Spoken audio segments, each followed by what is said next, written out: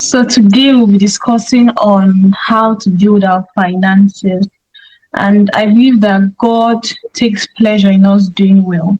He takes pleasure in us excelling, being financially stable. And a woman who is financially independent is higher or has more edge rather than a woman who is struggling financially. And I feel and I believe that the difference between these women is knowledge, because knowledge is power.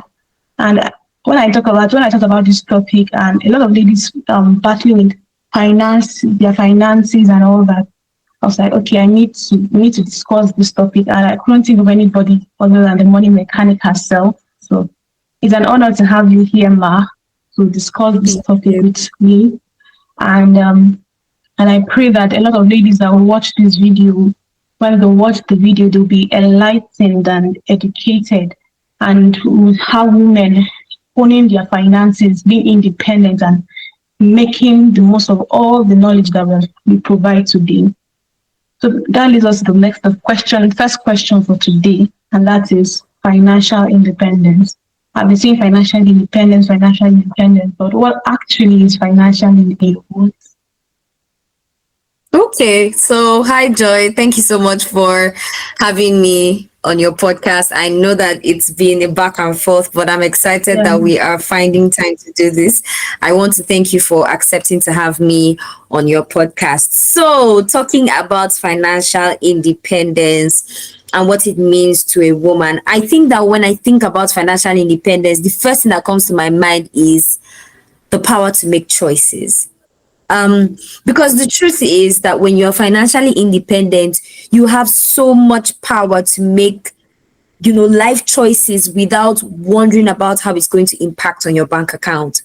A very, very, let's say, strong example would be that most times when you see women who remain in toxic relationships or toxic marriages, many times the reason why they stay, of course, some people say they are staying for their children, but the main reason most times is because these women are not financially free, because their lives are tied to their partners, and they know that if they attempt to leave that marriage or that relationship, they don't have anything left for them. But you see, a woman who is financially free has the choice to say, you know what, I'm not going to take this treatment anymore. I can leave this marriage. I can leave this relationship. Now, I'm not advocating for divorce, but in some certain cases, especially when your life is under threat, you may need to leave for a while, right? And you can't do that with an empty pocket. Now, let's talk about even your dreams as a woman. Women have dreams, right? We have things that we aspire to achieve and that we aspire to do, right? Yes. Money propels dreams. Trust me, passion is great, but money is really what propels your dreams. And so you are given the choice to not just dream, but to achieve those dreams when you're financially free. So when I think about financial freedom, I think about the power to make life-changing choices without wondering about how it's going to impact your bank account, without having to stress about how it's going to impact your bank account. For me, that is financial independence.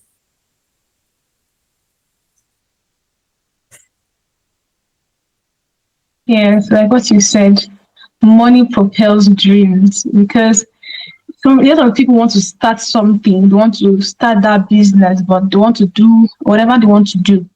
Want to start that fashion line, but finances is holding them back. So that's being able to be independent and have your finances being stable, it helps you. Because I also believe that financial independence means whereby you want to make decisions and you're not restricted by your finances, whereby you can, I want to do this, but my finances is not a limit to achieving whatever I want to achieve. A lot of people just I believe so. A lot of ladies have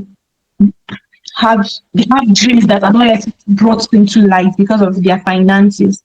So if your finances is well, like what you said, it propels your destiny. If your finances is doing okay, if you're financially stable, it catapults you or it makes your work even more easier.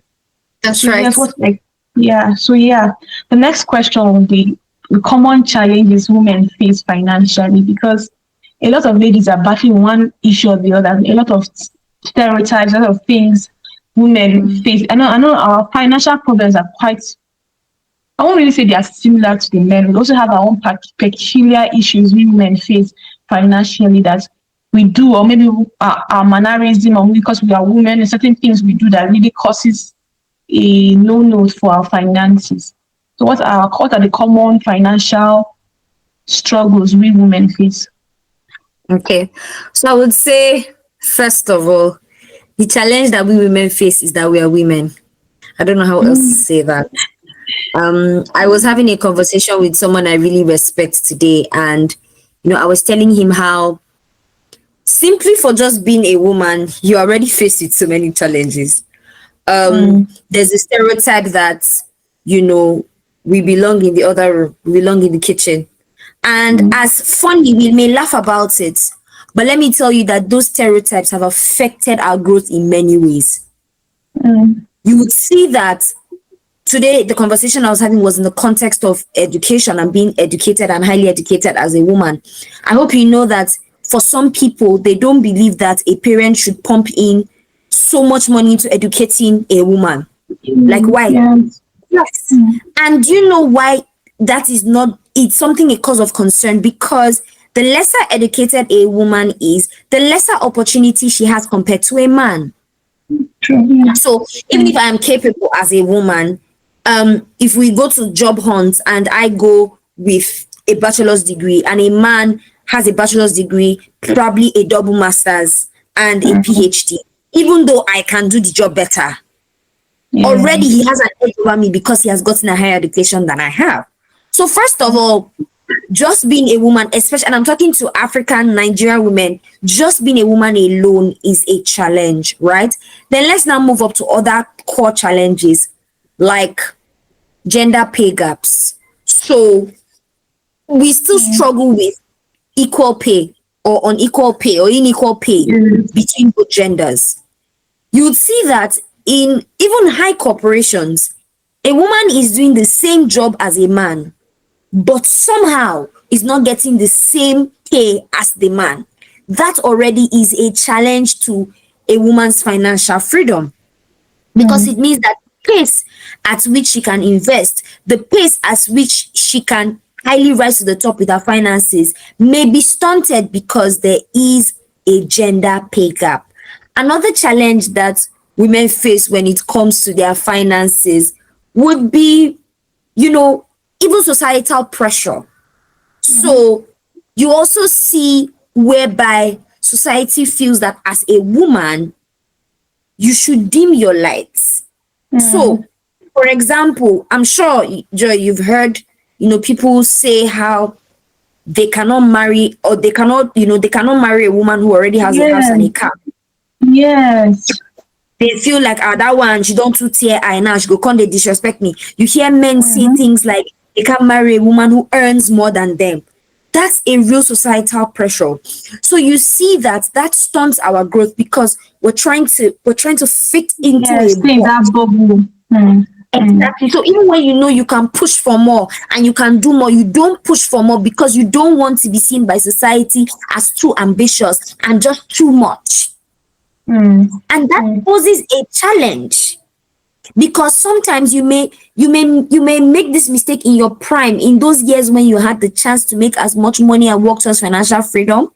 Then what about the societal pressure of you get married, you must give birth to children? In fact, some people expect you should drop everything you are doing and raise children. Now, there's Mm, nothing wrong with that, except you cannot compare the growth of a double income household to a one income household. So these are yes. some of the challenges. Then you have society also, thinking that money is not a woman's business. So you shouldn't be Mm, talking about matters with women.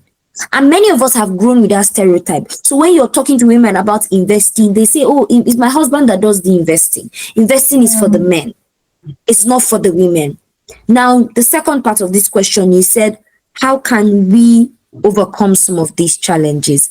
We can start by having very, very pertinent money conversations. We must stop shying away from financial conversations as women. That is why especially for me, I'm very passionate about teaching women about their money.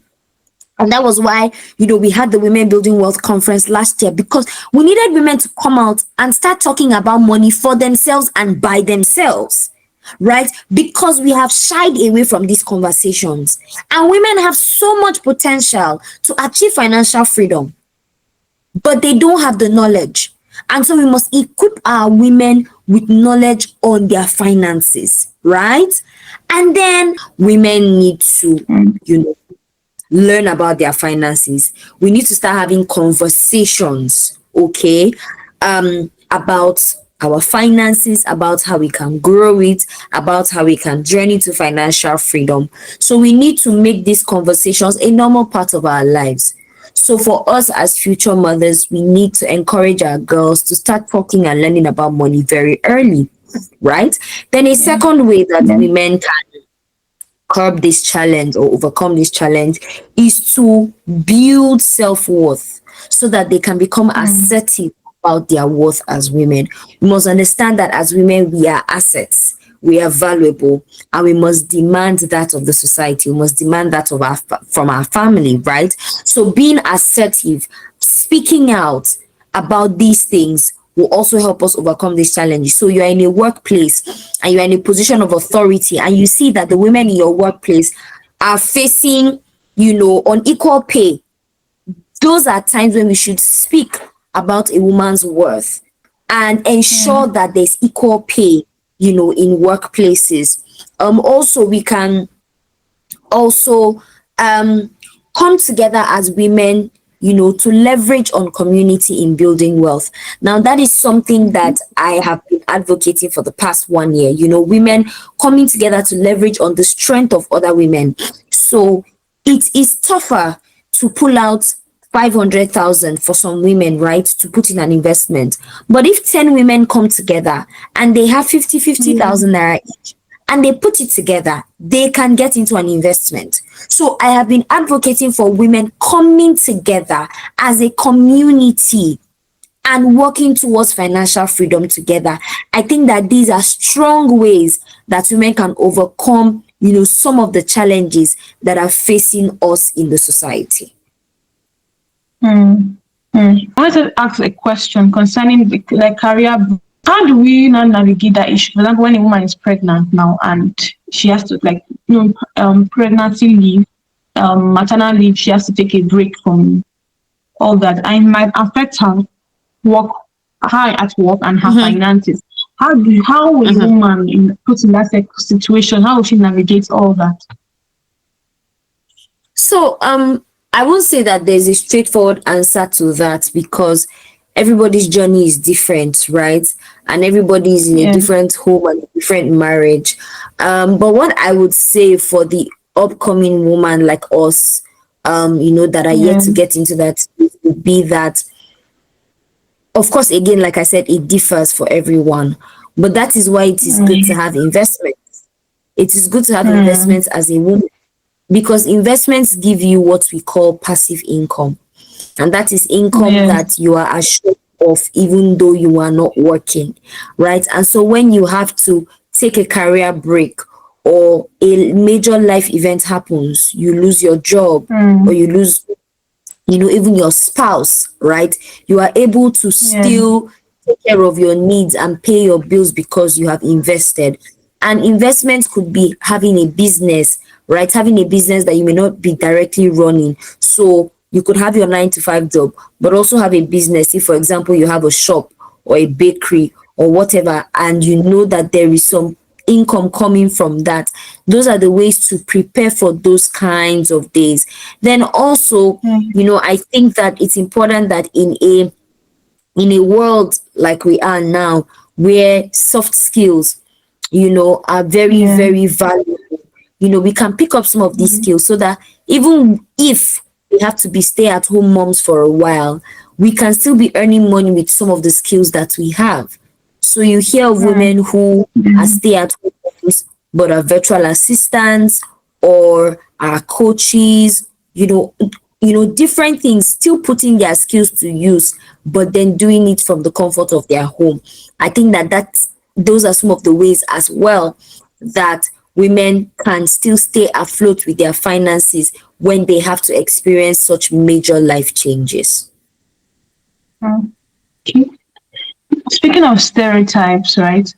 You mentioned some of the stereotypes whereby women are, you see women is not, the women are so emotional and they bring in their emotions and into their finances, and they're not good business, they're not good businessmen, let me use that word, and not good businessmen because they're so emotional. You spoke about how earlier you even spoke about how women are, when a woman is doing so well, men feel intimidated, and a lot of I was only having this discussion with one of my friends, and we're discussions like, do you have you noticed that most women who are like on this high class ladder in society, celebrities, women, you notice that one of the issues they face is one of the issues they face is Men issues. um Yes. men issues. Yes, they feel like a man is not, they are not, they feel like most women these days in the society, they are having issues with men, they're not married, they're not in homes because the men Yeah. are intimidated, and all Uh-huh. those little stereotypes we women face. How then can we like overcome the stereotype? Can we completely eradicate these stereotypes? I also speaking Okay. about the unequal paychecks as well. Can we Mhm. completely like eradicate it? I don't think that there's anything that can be completely eradicated in this world, because we live in a fallen world, right? A world that is broken. Yes. We can only try to keep advocating for these things to be lesser in the society, right? But what I can say is, I think that just why they are called stereotypes, right? Stereotypes are not always the truth, right? They just pick Yeah. a few things that apply to a few women, and then they generalize it to everybody, right? Mm-hmm. Which is first of all wrong.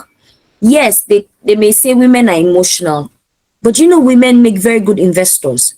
You know why? Yes. That emotional part of us causes us Mm. to be very, very, how do I put it? If you bring an investment to a woman, she would think through it more thoroughly than a man most times. Mm. A man is Yes. just Yes. thinking about, okay, 1 + 1 = 2 times 2 = 4. Okay, this looks like a good bargain, let's go. But a woman is thinking, Mm. what if 1 + 1 doesn't equals 2? What are the odds? Mm. A woman is thinking more futuristically, and that is what the mindset of an investor should be like. Women could be patient as well. And so you Yes. see women investors ready to go, the long haul. We're not quick to just make quick gains like some of our male Mm. counterparts. So funny how the emotional beings they tag us to be can actually be an advantage if only we have financial literacy. Because if you have financial literacy, Mm. you realize that that part of you can actually become a blessing in disguise. So I think that how we can really, really break these stereotypes is again financial education. Financial Mm. education. You see this thing you're doing with the podcast.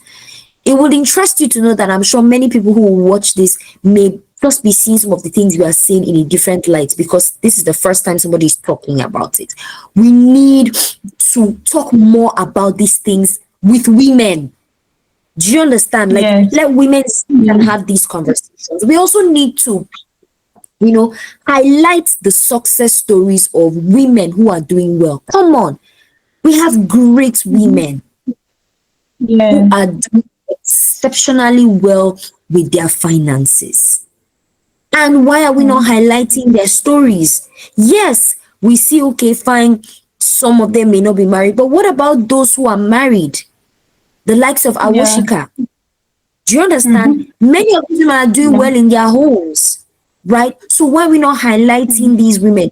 We have exceptional women, even on the plateau, who are doing amazingly well with their businesses, and they still have a good Yes. life.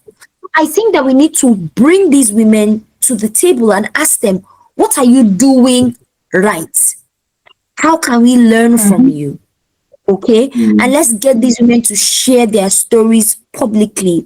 And then also I feel like um also we need to deliberately also create programs and initiatives that promote women's finances, right? Yeah. So a lot of programs, grants, opportunities that are focused on giving women the opportunity to also have access to funding and just having more inclusive products that benefit women. It now moves the issue of money from being just a male topic to being an all rounder. Money, I always say, money no they look face. Money doesn't care if you're a man or a woman. If you apply the rules of money, you will reap the results of it. Whether you're a man, whether you're a woman, if you follow the rules of money, you can make wealth. So I think these are my own thoughts about breaking these stereotypes. Like you said earlier, this woman, we need to highlight this woman that walk the walk. Whereby we say, okay, because this woman has done this, it is now possible for other women out there to also take that bold step. I also wanted to ask Exactly. this kind of this controversial stuff saying that a lot of women don't support each other when it comes to like finances. When a young lady like is aspiring and wants to want to approach a particular person. I was having this discussion with a lady, and she was like, most of them feel very scared meeting with this woman because some of them feel like they won't accept them, they're not welcoming to them. What is your take on that issue whereby women are not we're not we don't those that are ahead or those that have climbed the ladder are not welcoming to all the other women coming up? Well, I think that this is a concern that, yeah, like I said, some things will always be some things. We can only try. For me, what I like to say is, when we have issues like, or when we have circumstances like this, it is for us to learn from. I can't begin to tell you my own personal experiences with some people I greatly respect that I thought could serve as mentors and all of that, and it never worked out because they were not open. So for me, what I take from that is, as I climb my own ladder, I must pull other people up with me, right? Because the truth is, no matter, even if you talk about it from today to tomorrow, some people will never open their arms to others. But for me, I've said, okay, because I have seen this as an issue, and I know that some people will never change, it is up to you and it is up to me that as we go up in our journey, right, we know Yeah. that there are many young people who need the mentorship. Why can't we offer that to them? Right? And so I know I have struggled. I have spoken about it on International Women's Day. That was one of the issues I spoke about, the fact that women who have gone ahead are not opening the door for other women, right? They're not giving women opportunities.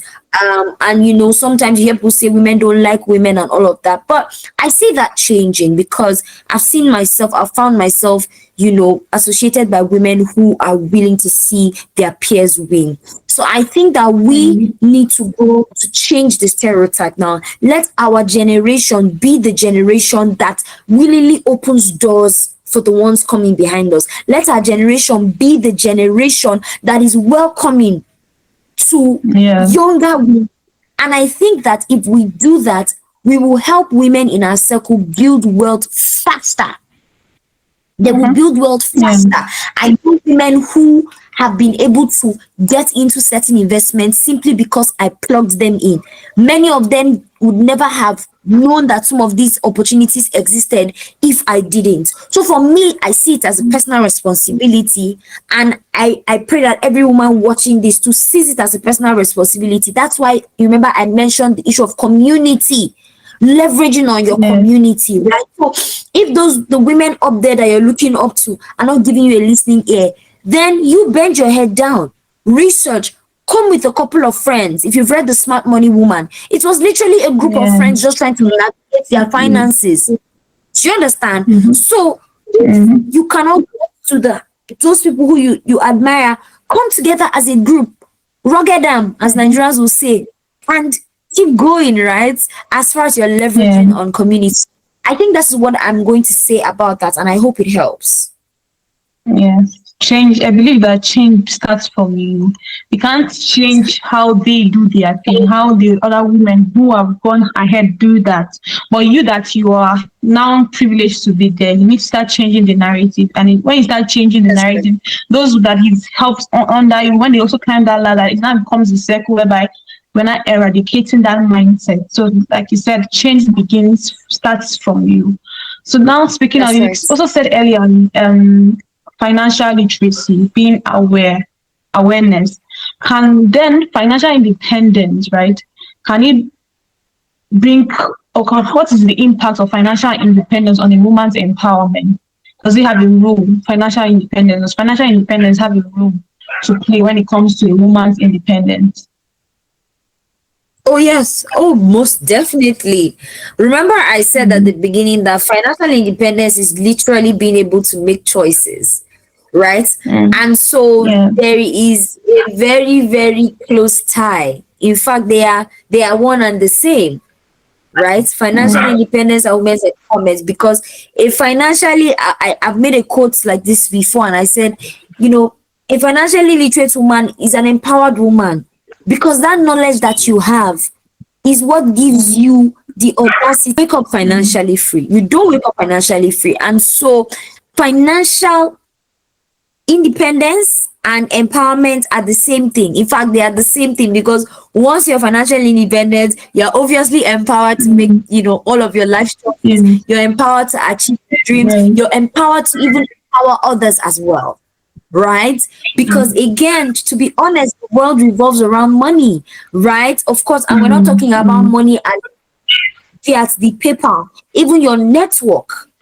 When we talk about money, your network, like they say, your network Mm. equals your net worth. The kind of people you have in your network can also determine how financially empowered you are. So yes, Yes. there is a very, in fact, they are one and the same. A lot of women whereby they are facing a lot of things in their homes, and they are facing domestic violence and a lot of things, and they can't be able to, they just have to like succumb to it, because if they leave their homes, where would they go to? Where would they go to? Mm-hmm. Now, speaking on how we can now, speaking of investment, what are the other tips, right? We women can, let's say, imbibe or take in that can help us build our finances. For example, if I'm the lady here who wants to be, okay, I want to take this new step now. I want to be financially independent. I've heard how the benefits of it, of financial independence. I've heard the common challenges we women face. Then how can we now build these finances? So what are those daily steps, or daily step, weekly step, monthly steps we as women need to take, build our finances? Practical steps. Okay. All right. So the first thing that you must do, and everybody must do if you want to get your finances right, is first of all, find out what your problem is. Like, find out, I like to say, find out the color Mm. of the problem, because many times many people are living in denial that they have a problem with money. So you're always broke, but you blame it on the economy, you Mm. blame it on your family, you blame it on the fact that you were born in Nigeria, you blame it on everybody else except yourself. You can never Mm. fix your finances if you keep blaming other Mm. people. You have to first of all identify what exactly is wrong with your finances. When you identify it, it makes it easy for you to fix it. Now, when you Yeah. identify what is wrong, then you now begin to now find out the things that can help you get out of that issue. So, for example, for me, I would always say, when I realized I had a money problem was when I realized I was always broke, and then I was always in debt. I was always owing Mm. somebody here. And then I'm like, you know what? This is not a sustainable lifestyle now. I can't just continue. I Mm. make money. My own problem at that time was not making money. It was not. I was Yeah. making money time, but I was always borrowing. I was always in debt. I was always broke. Like, make it make sense, right? That's why I said you must know what your problem is. Because for some people now, they may not even have a source of income, which is another ball game entirely. Mm. So you need to understand what your problem is. Now, you now need to also begin to imbibe, healthy money habits on a daily basis. Now, these are things that many of us have heard before, but not taking very seriously. Number one, when we talk about saving, there is no way you, now I'm not saying that saving is not going to make you rich. Let's clear that one. Saving will not make you rich. It's investing that will make you rich. But you must save first, because it is money that you have saved that you will invest. So without saving, you cannot invest. And many times what we are waiting for is that we're waiting for the days we'll pick a check of $1 million on the road. That's when we start investing, and that day will never come for many of us. Because what are the odds that you pick a check of $1 million on the road, right? So that's why it is important that we start saving little by little, so that those little, monies that we are saving up, they become a substantial amount. We get the knowledge that we need, and we begin to invest. So saving a part of what you earn, no matter how little, it could be 10%, but you see, saving that 10% consistently makes a difference. It is better you save 10% every month for 12 months than waiting until you have that whole 120% at once, which is usually very difficult. Why? Because you have other life problems and other life obligations, and also because you have not built the resilience in saving. So when the day you finally even get that huge amount of money, you will not save. Why? You've not been able to cultivate the discipline of saving little monies. So how are you going to save the huge monies?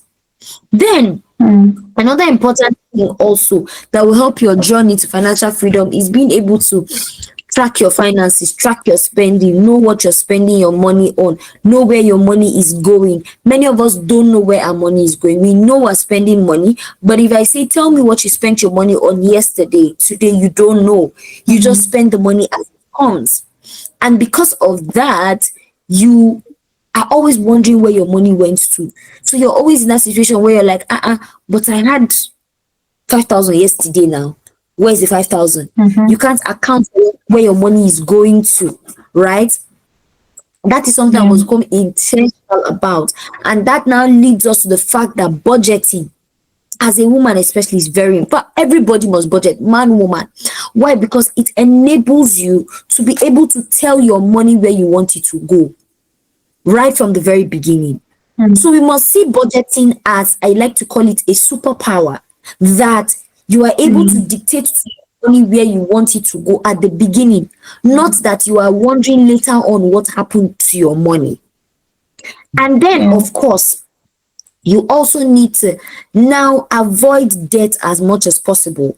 But also, as you avoid debt, avoid what we call bad debt. So bad debt is where you borrow money and you're using it to live a fake life, essentially. So you know you can't afford that phone, but you want to borrow money to buy it. For what? When you are using debt, you should leverage on it to build assets. And that is okay. If you must borrow money, it should be that you're borrowing it for business purposes or to put it in something that will bring money back. Not that you are borrowing money, like I said, to fund a life that you cannot ordinarily afford, right? So, leveraging on debt more, avoiding debt, and finally investing.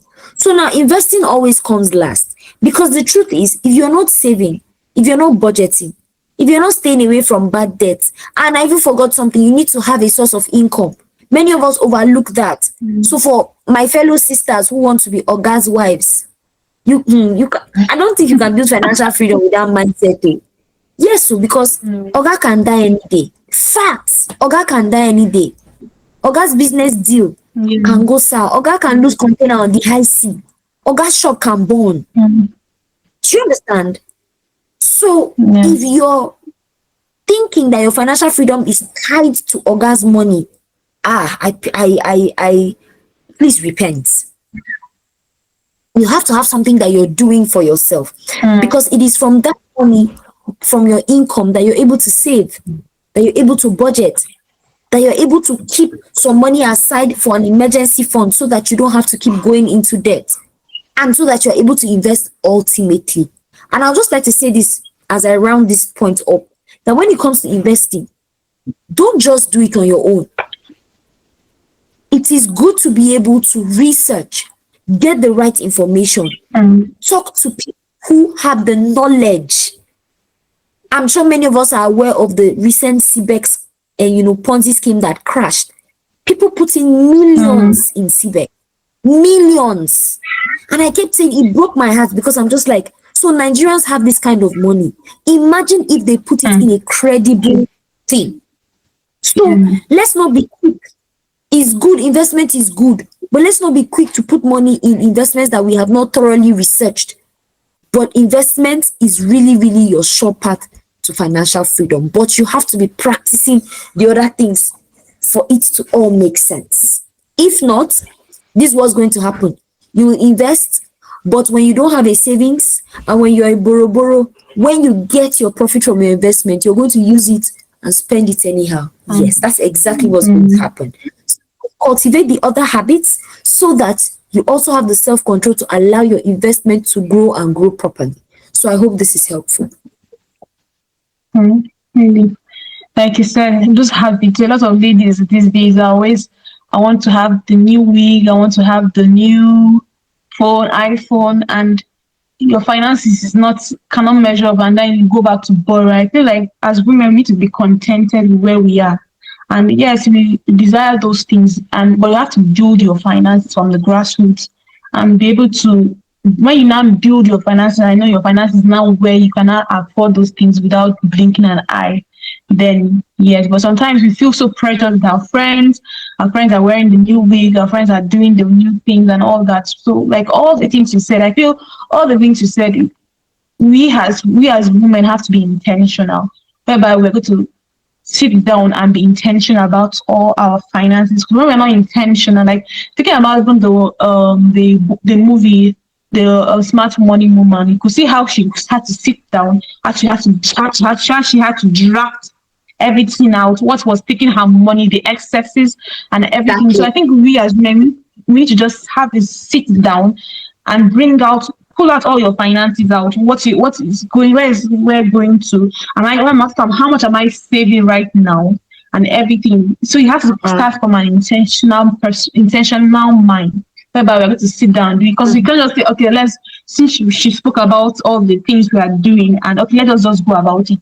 But you have to, after everything, like all the knowledge you have spoken about, we have to like sit down and get a paper, get a book, and write it down. I always That's right. prefer like always write it down. Most people get this. I know an example, someone who always has been doing that kind of thing, whereby I just think it's in my mind. Okay, I have it in my mind, and No, it's a always be scam. able to write it down. I've learned that That's the right. hard way, whereby write it down, because sometimes you're going to think That's your right. mind will do it. You're like, okay, I'm going to save. When the salary comes in my mind, I'm like, going to save this to some. When the salary now comes, you now, okay, if you like, okay, I thought I was going to save this amount, then you forget. So it's better you write Yes. it down. Advisable to write it Yes, right. down. That's right. Yes, so I learned so much, so much, so much, and there's still so much to learn, but due to time. But I wanted to ask, is Yeah. there any story that you have that maybe from your heart, from your past, that has made you who you are now, the money mechanic? And is there something that you want to say to a lady watching this that is struggling Hmm. and is thinking that there's no hope? Something that, a story that has changed your life, that will be an impact to that lady or to more than one lady. Let me not just see one lady. Okay, so I am a lawyer by training, and I've had a very interesting educational journey. I I had to, before I got my law degree, I had to go to three different universities in two countries, and Mm. it took me about 10 years, to get my degree. Yeah. And that, I think that remains one of the most challenging times of my life, because you know I saw my mates, right, Yeah. doing amazing things, um you know getting married, having jobs, and here was I having to move from university to university. At some point, I remember when I got to the third university, I had to start all over again from 100 level. And I think that, Mm. it was a really depressing time for me. And, at that point in time, I was just like, what's the point to life? Because like, like, do you understand my point? And I don't know who needs to hear this, but I just want you to know that everybody's journey is different, and I think that that's the most important thing I learned from that experience, that my journey is different. And just because I took longer than others does not mean I failed. Sometimes we so concerned about what society will think about us. Sometimes we are carried away by what we see our friends achieving, and it looks like our lives are not making sense. But trust me, I know that sometimes we are wondering, when they say trust the process, we may be asking, is the process trusting us? But trust the process. Trust God, who has the process in his hands. And it took me 10 years to get my degree and get called to the bar. But let me tell you something. I am so glad that all of those things happened, because it was in that journey that I discovered my purpose. It was in that journey that my career, took a turn for the better. It was in that journey I got my finances right. It was in that journey that the money mechanics started. It was in that journey that I got to touch thousands of lives, even with my community work. It was just in that journey. And I feel like if I didn't go through that, I would have not gotten the clarity that I got. Yes, it took me longer than others. And yes, by the time I was graduating, many of my mates were already doing masters, they were getting married, they were giving birth to children. But remember, I said I understood that I was on my own journey, and my journey is unique to me. Yes. And I have come to accept that. That's why I always boldly say, I am not pressured that at 30, I'm not married, because that is something some people are going through right now. They are wondering, oh my God, my prime. I am not worried, because I've understood that I am on my own journey. And if I'm saying that I trust God with my journey, then I must trust him with every aspect of my life, and trust that he'll perfect his plans for my life. So I don't know who needs to hear this, but I pray that this encourages you. No matter how long it is taking, just remember that just because you took longer than others does not mean that you have failed. Because you know that despite you took longer than others doesn't mean that you have failed. That's a take home from me. A lot of ladies, a lot of people these days, they put their standards, their journeys, they measure their journey with the standards of the world. And when people are, or their mates or someone is actually doing certain things and they are not doing it, to start pressing on themselves, overwhelming themselves, working themselves out, and they're not getting the result they want. But trust the process, like you said. Trust the process. Trust God's plan for you. God's plan for you is different from what God's plan is for the other person.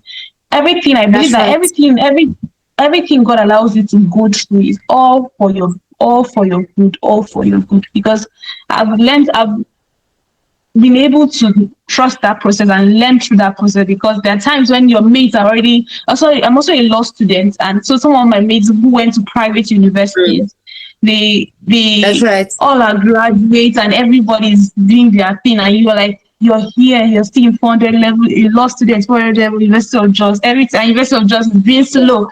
And you're like, God, what's going on? But like, your story really inspired me first of all, and I pray it goes to inspire others that trust the process. Everything that happens for a reason, and is building you to the person that you are. I don't be even got the admission immediately. You wouldn't have had money mechanic, you wouldn't have been able to be blessed from your knowledge. So I believe that a lot of ladies watching this be inspired by your story, be inspired by you, take that intentional step to be who you want to be, financially independent, because procrastination is one of the things that steals time. I watched this video. When you watch this video, start now. Don't say, okay, I'll do it tomorrow, I'll do it next week. That procrastination thing, it steals your time. So all these practical steps should start now. Thank you so much, Ma. I am really, really grateful here, having you here on the Woman Speak podcast, being able to share your knowledge. It's an opportunity and it's a privilege to have you here.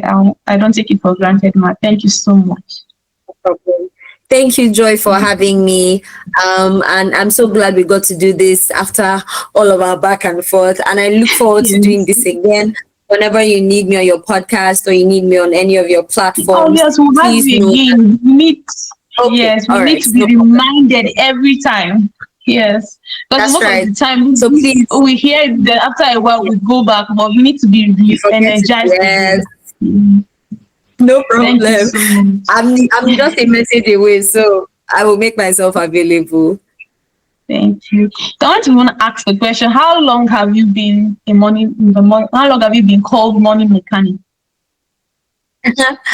Okay, so I started like my whole stuff in 2020. But I think the brand name was probably 2021, Mm. 2022. But I started like doing my money mechanic stuff 2020. Yes. Mm. Yes. Wow.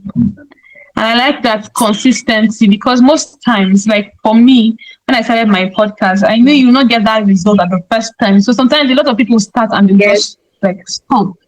So what is Yeah. that thing that will push a lot of ladies when they want to start something, but they are, it's not most times, like one of my mentors was telling me something when I started my podcast, like Joy, don't always look at other people, like other people. She was giving an illustration for my podcast that you just want to post a video for the first time and you want to get 1,000 views in a sitting. I should honor the Hmm. baby steps.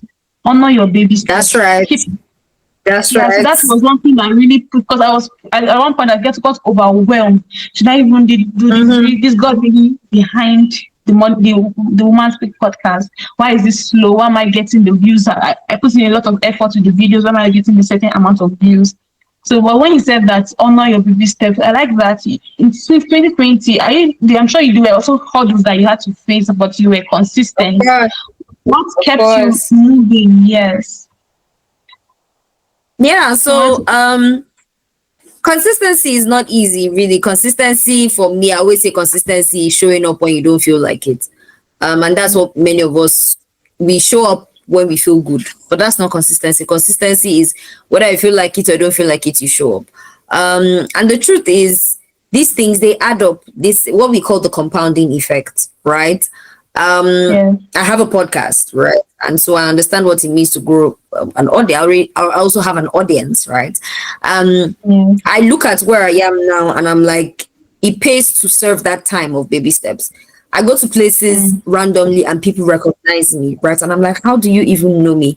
And someone's like, oh, I watched your Mm. video, I saw you. And I'm like, so these things they add up, right? You just have to honor Yes. that Yeah. process.